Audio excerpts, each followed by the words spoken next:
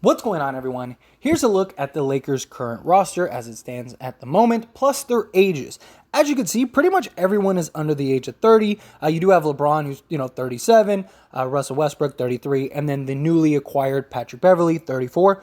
Outside of that, we are a very young, athletic, and talented roster, but we definitely need some improvements. As you can see, there are 2 open roster spots for the Lakers. Now, the Lakers have always, for the most part, kept a roster spot open and left ones for the buyout market, stuff like that. That's how we were able to get like Markieff Morris. It's how we got Andre Drummond, although that one didn't work as well as the Markieff Morris situation because he helped win us a championship. But nonetheless, the buyout market usually breeds some quality talent, some veterans that are willing to take a vet minimum to go and try to get a championship. So if the Lakers are in that position, they may be able to add a solid piece, but that would still leave one roster spot open. Now they could just sign somebody like, a Josh Jackson, something along those lines, or there could be another trade. Now, Patrick Beverley is officially a Laker, and it's something that is very welcome, right? He's a guy that is a great complement next to LeBron James, that 3-and-D style guard,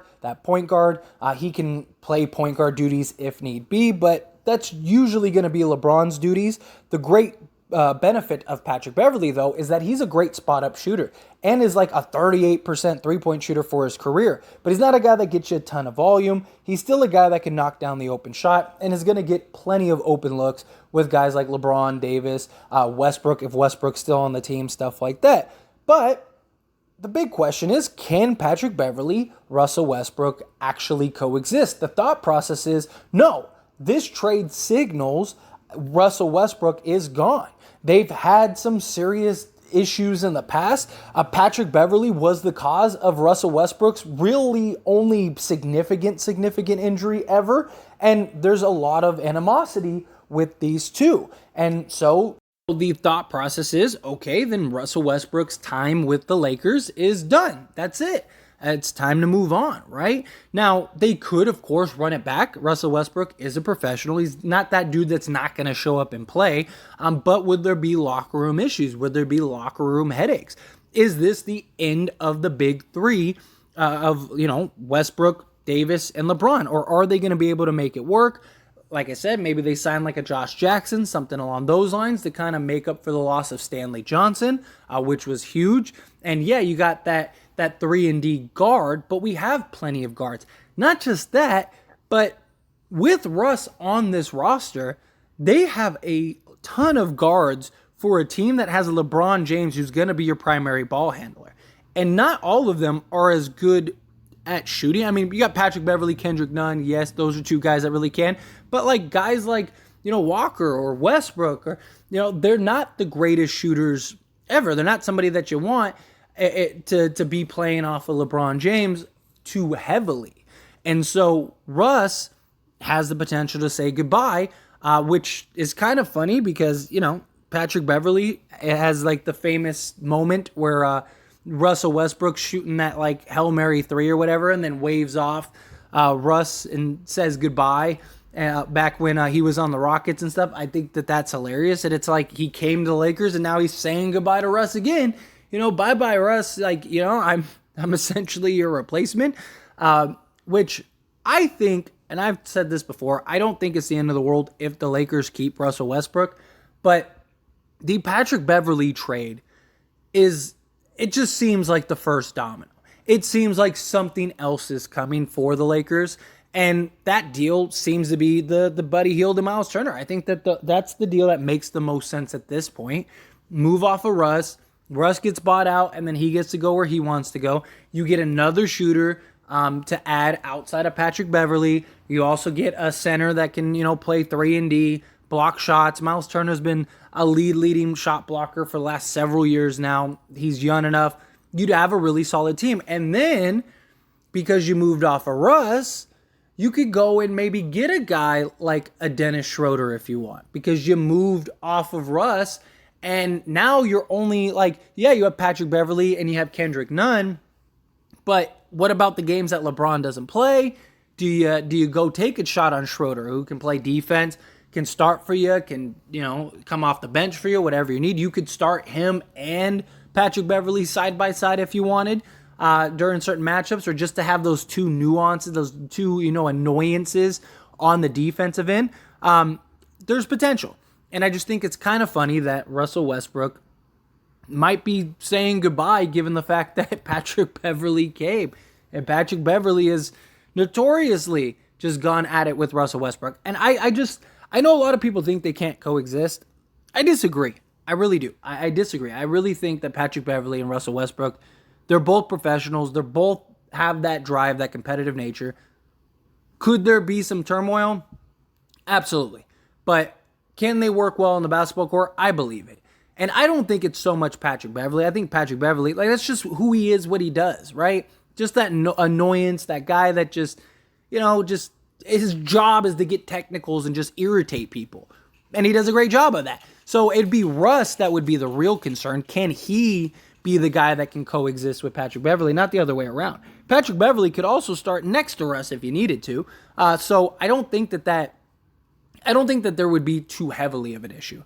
But I do think that this trade that is on screen is the most likely. This seems to be the deal that makes the most sense. Now, could they do the Jazz deal? Of course, that's a real possibility. But I think however you shake it, Russ is gone. This is the farewell of Russ. And I personally would rather have the Pacers deal over the Jazz deal. I know a lot of people want the Jazz deal instead, but I don't just look at this year. I look at what about the future? And the problem is that all of the guys for the Jazz are all older guys or guys that are going to be difficult to move.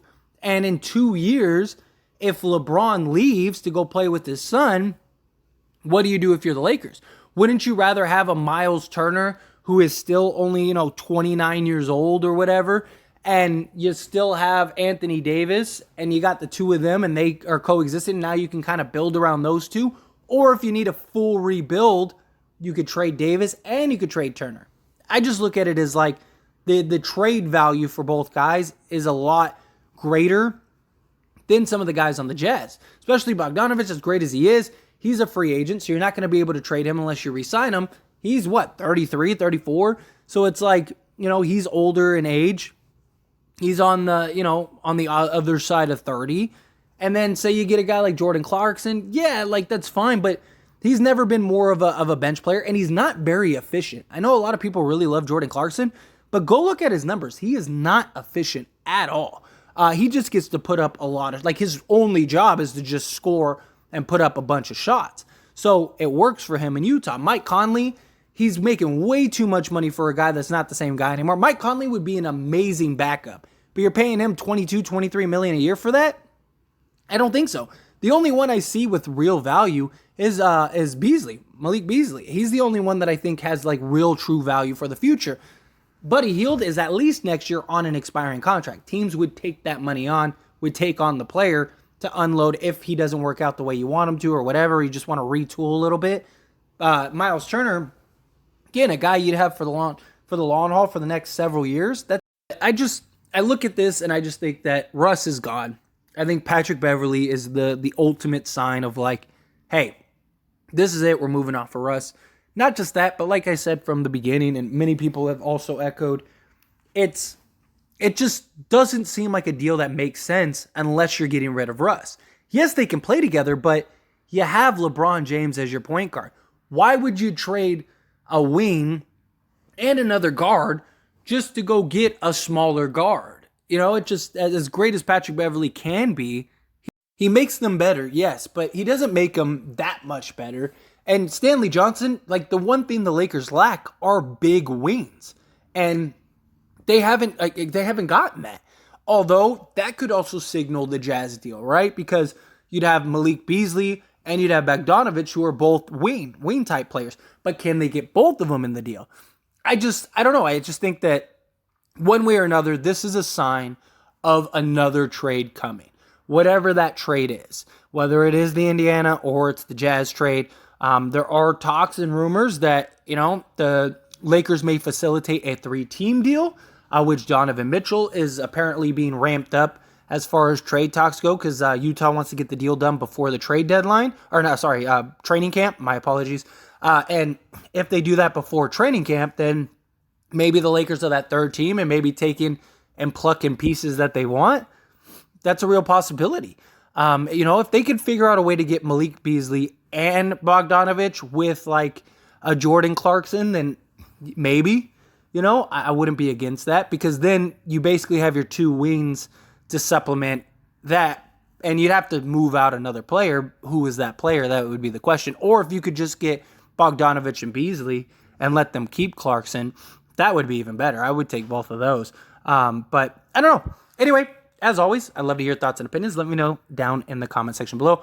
What do you think about Russell Westbrook and Patrick Beverley? Do you think like Patrick Beverley was the sign, okay, that's it, he's gone, it's over, time to move on? Or do you think like these two could coexist? I really do believe if they had to, they would. I really do. I think that these two could coexist if they absolutely had to.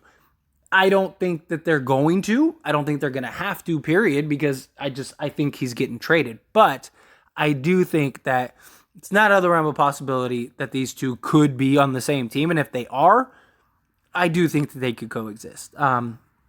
Is that the best scenario for the Lakers? Probably not. But, you got to do what you got to do, right? But however you feel about it, love to hear your thoughts and opinions down in the comment section below. That being said, hit that like button. Helps me out a lot. Lets me know you enjoy these types of videos, and I truly appreciate it. If you're not subscribed to the channel, hit that subscribe button, followed by the bell notification. Stay up to date with all things sports. Join this wonderful community and all of our discussions. I'll see you all in the next one. Thank you.